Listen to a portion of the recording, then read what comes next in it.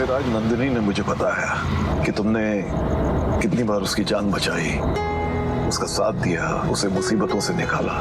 नहीं सर, ये तो नंदिनी जी का बड़प्पन है कि उन्हें सब में अच्छा ही दिखती है।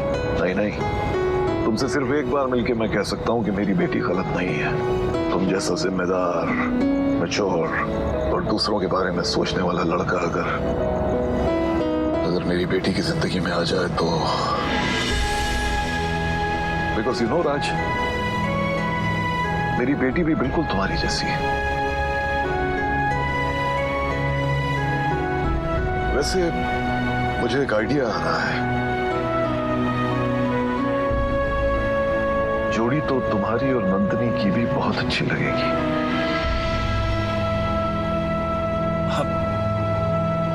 क्या सर, आप भी कैसी बातें कर रहे हैं? नंदिनी जी और हमरा कहाँ मेल? नंदिनी जी चांद है और हम धरती की धूल। प्यार में कहाँ चांद और धरती की बातें होती हैं। प्यार के लिए तो जरूरी है एक दूसरे को समझना, एक दूसरे के जैसे विचार और आदर्श रखना। उस लिहाज से नंदिनी की और तुम्हारी जोड़ी बराबर बैठती है। जरा सोचना इस बारे में।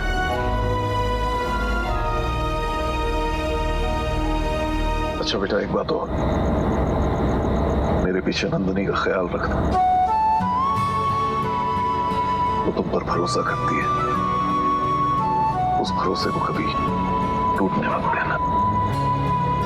जी अंकल।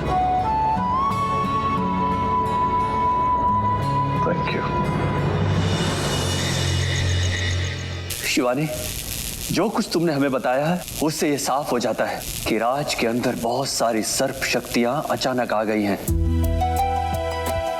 और उसे किसी भी पल उसका पिछला जन्म याद आ सकता है। सच गुरुदेव? हाँ शिवानी, परंतु इससे एक बहुत बड़ा खतरा भी है। कहीं कोई उसे उसके नाग रूप में देख ना ले,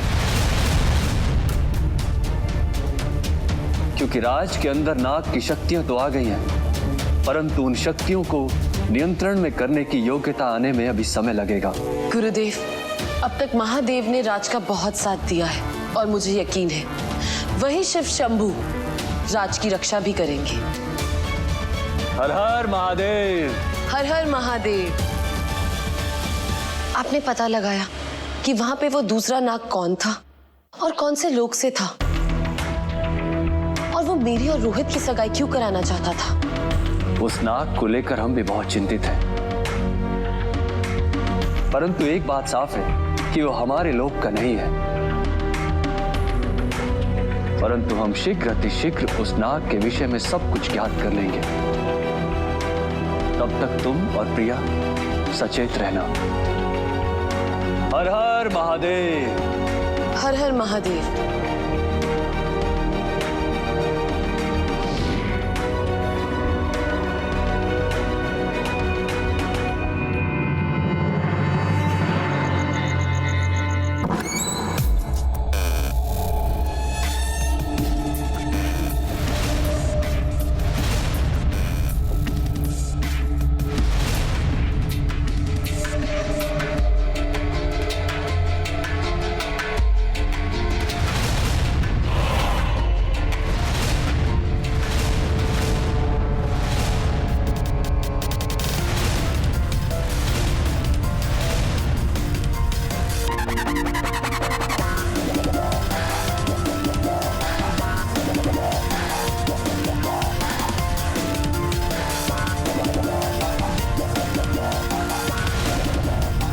मैं तुम्हारे साथ वो करूंगा कि उसके बाद तेजस्वर तो क्या, तुम खुद मुझसे अपनी शादी करने की भीख मांगोगी।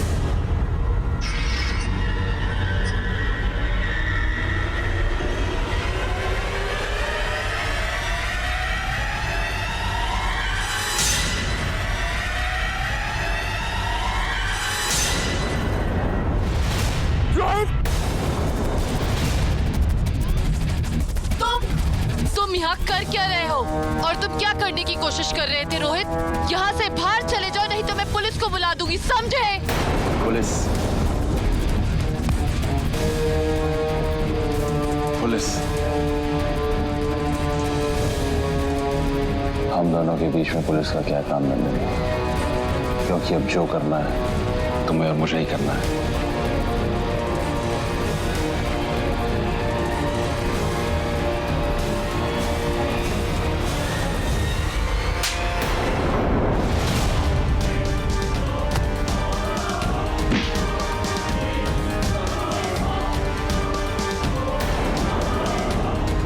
बता, मेरी एक रात के लिए दुल्हन बनेगी या सीधे ऊपर जाना पसंद करेगी? बोल। अगर तू मुझे अपने गंदे हाथों से हाथ लगाएगा, इससे बेहतर है कि तू मुझे गोली मार दे। तो ठीक है, बाय बाय नंदिनी।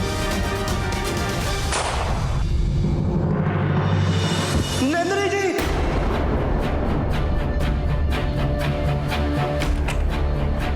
कहाँ हो गया? सब ठीक तो है ना? कोई बुरा सपना अपना देखे हो का? तो इतना घबराया हुआ काहे लग रहा है? वो छोटे मालिक। अब क्या बताएं बेटा, रोहित बाबा का हालत बहुत है खराब। शराब पे शराब पिए जा रहे हैं। आज जैसे तैसे बड़े मालिक ने और हमने मिलकर उन्हें संभाला, मगर उनका दिमाग जगह पर नहीं है। रिश्ता टूटने से बौखलाए हुए। अब किसी का भी रिश्ता टूटेगा तो कोई भी ऐसा ही करेगा ना। पर राज, इसका मतलब ये नहीं है कि तू नंदिनी के करीब जाए। तुझे अभी भी उससे दूर ही रहना होगा बचवा, क्योंकि नमक तो हम ठाकुरों का ही खाते हैं ना। हम छोटे मालिक को अच्छे से जानते हैं। कोई उनको ना बोल दे तो वो उसे अपना अपमान समझ लेते हैं। वो शांत नहीं बैठेंगे। और नंदिनी जी अब यहाँ अकेले हैं। ऐसे में हम कैसे उनकी रक्षा करें?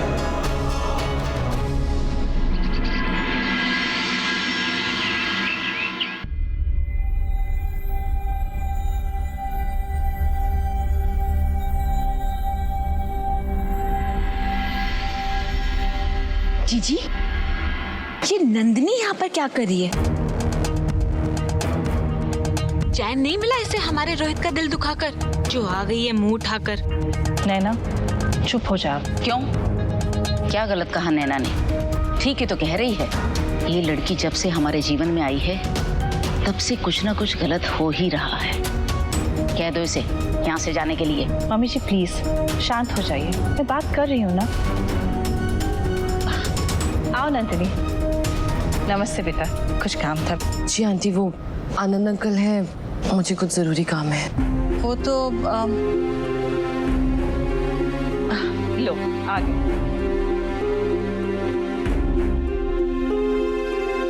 नमस्ते अंकल। अंकल, मुझे आपसे कुछ बात करनी थी। बोलो ना। हाँ अंकल, वो मैं वो डील खत्म करना चाहती हूँ।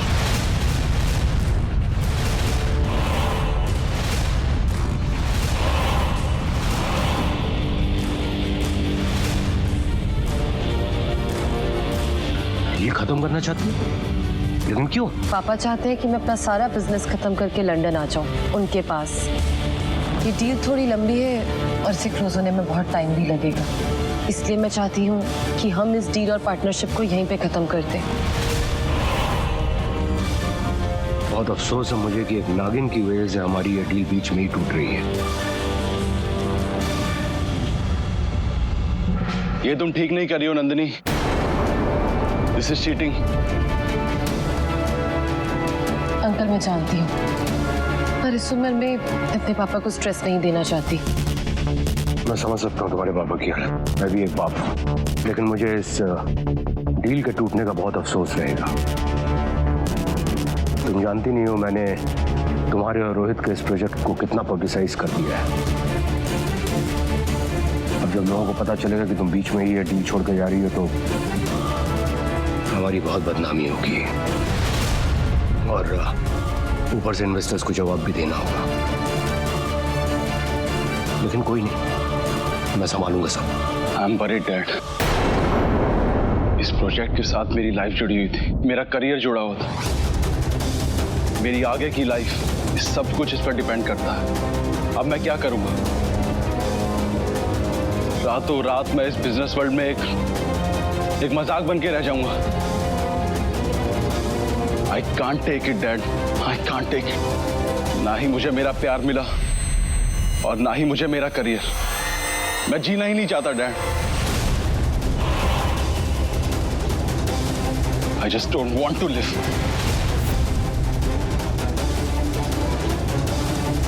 मैं जीना ही नहीं चाहता।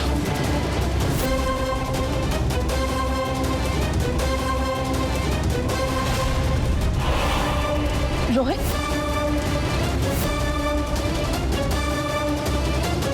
लो कर लो बात। जीजा जी, अरे जवान लड़का है, कितना गुस्से में गया है वो, दिल टूट गया उसका। अब अरे कुछ कर ना ले।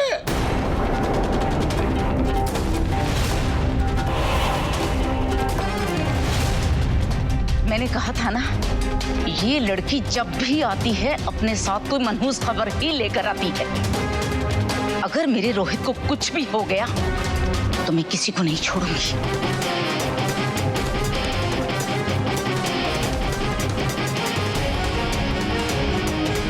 हे महादेव, अब ये क्या नई मुसीबत है?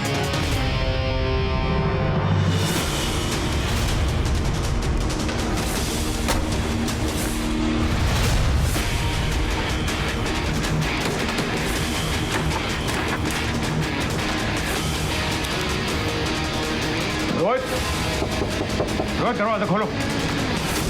रोहित, अरे प्यारे भाई ने दरवाजा खोलो। तुम्हें मेरी कसम बेटा, बाहर आ जाओ। रोहित,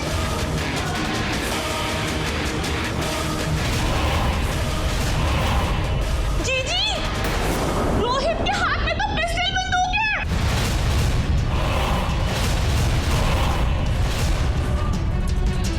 जीजा जी, कुछ कीजिए ना। आप सब लोग पीछे हट जाइए, हम दरवाजा तोड़ते हैं। हाँ हाँ। छोड़े मालिक, बंदूक छोड़िए। छोड़िए, तोड़ जा।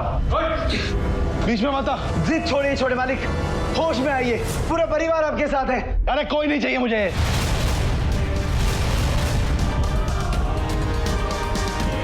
मैं बस मरना चाहता हूं।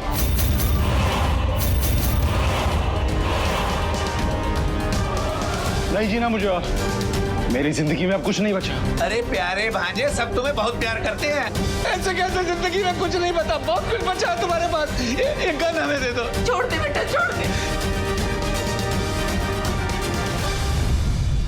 नंदनी जी, छोटे मालिक बहुत जिद्दी हैं। वो इस समय दिमाग से नहीं, दिल से सोच रहे हैं। अब केवल आप ही हैं जो उन्हें बचा सकती हैं। प्लीज उन्हें बचा लीजिए, प्लीज। हे महादेव, ये कैसी परीक्षा है? लेकिन अगर सच में रोहित ने अपने साथ ऐसा वैसा कुछ कर लिया तो मैं खुद को कभी माफ नहीं कर पाऊंगी। रोहित, मेरी बात सुनो, मुझे गन दे दो।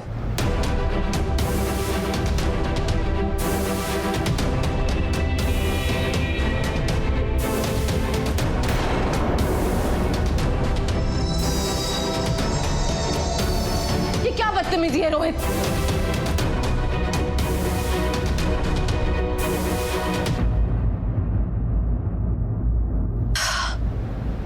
ओके फाइन, मैं तुम्हारे साथ ये डील नहीं तोड़ूंगी।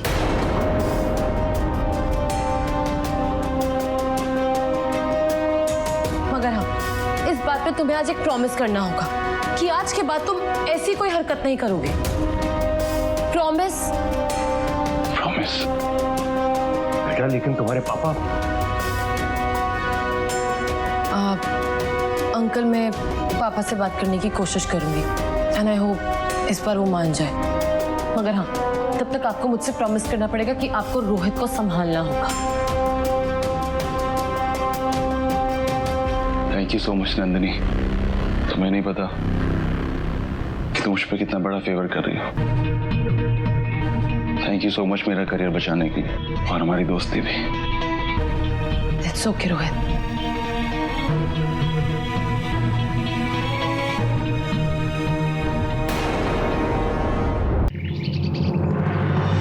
क्या आत्महत्या? शौर्य, तुम्हें लगता है कि रोहित जैसा बुज़दिल इंसान आत्महत्या करने की सोच भी सकता है? प्रिया, सब गड़बड़ हो गया।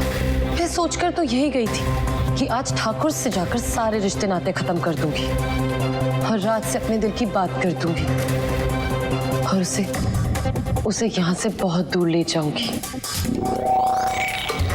मगर हाँ, आज एक बात मैं बहुत अच्छे से समझ गई हूँ कि आनंद ठाकुर और उसकी फैमिली के साथ मुझे सारी चालें बहुत सोच समझ के चलनी होंगी। तुम राज को अपने प्यार का इजहार जल्दी ही कर दो, वरना ये आनंद ठाकुर गलत फहमियां और बढ़ा देगा। प्रिया, मैं तो खुद अपने प्यार का इजहार राज से करना चाहती हूँ, मगर मुझसे अकेले मिलना तो दूर, वो तो मुझसे आंखें मिलाने में भी कतराता है। समझ नहीं आ रहा कि कैसे उसे अपने प्यार का इजहार करूं।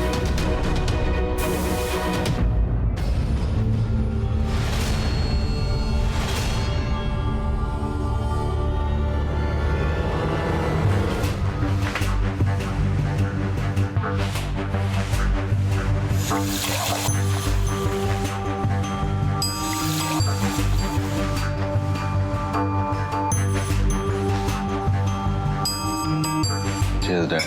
चीयर्स बेटा। मान गया डैड, बाप बाप होता है। क्या प्लानिंग की आपने? तीर बिल्कुल निशाने पर लगा है। आप जैसा मास्टरमाइंड तो कोई हो ही नहीं सकता।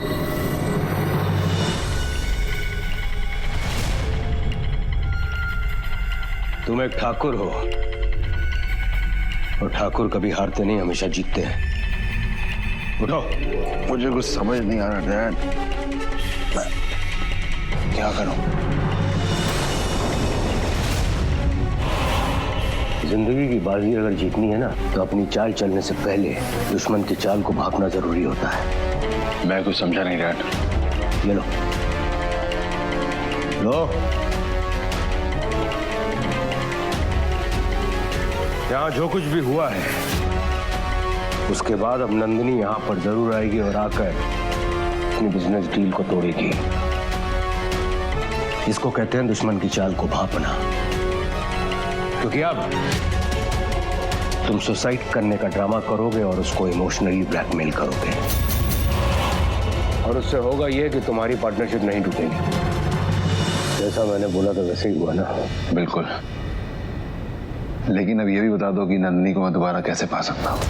शांति रखो, थोड़ा धूल को जो है बैठ जाने दो, उसके बाद हम अपनी अगली चाल चलेंगे। लेकिन नंदिनी मेरी तो होगी ना डैड? 110%।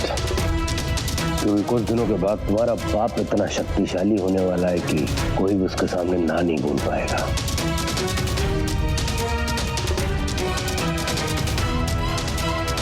डैड वो सब तो ठीक है, लेकिन अब मेरे लिए और सब्र करना और इस तरह से चुपचाप बैठना मुश्किल है।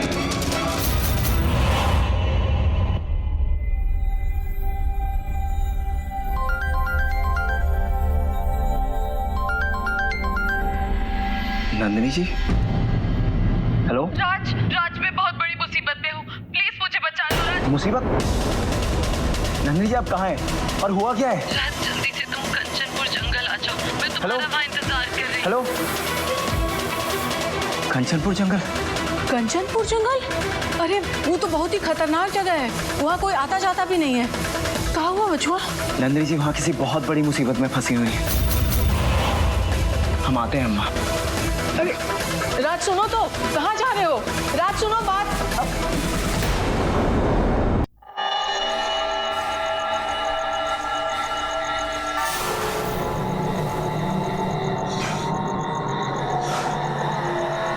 जगह तो यही बताई थी, और नंदिनी जी नजर क्यों नहीं आ रही? नंदिनी जी कहाँ हैं आप?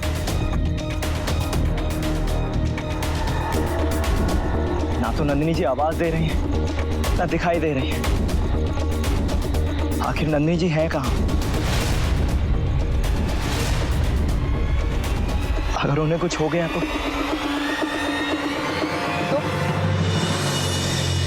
मुझे कुछ हो जाता तो? आप ठीक तो है ना? आपको कहीं चोट तो नहीं आई? किसने कुछ कहा तो नहीं? चुप क्यों है नंदिनी जी? बोलिए ना, क्या हुआ है?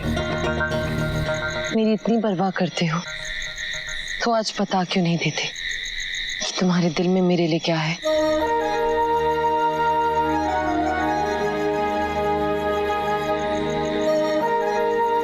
नंदिनी जी, आपने हमें फोन पर झूठ बोलकर यहाँ बुलाया है ना?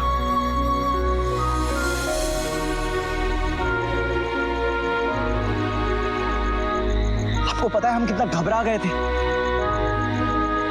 हम आपकी कितनी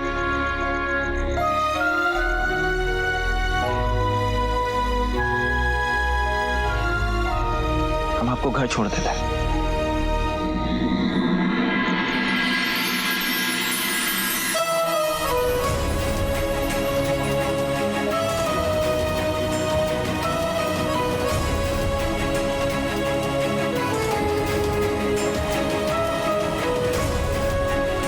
क्या मैं तुम्हें अगर सच बोलकर बुलाती तो क्या तुम मुझसे मिलने आते?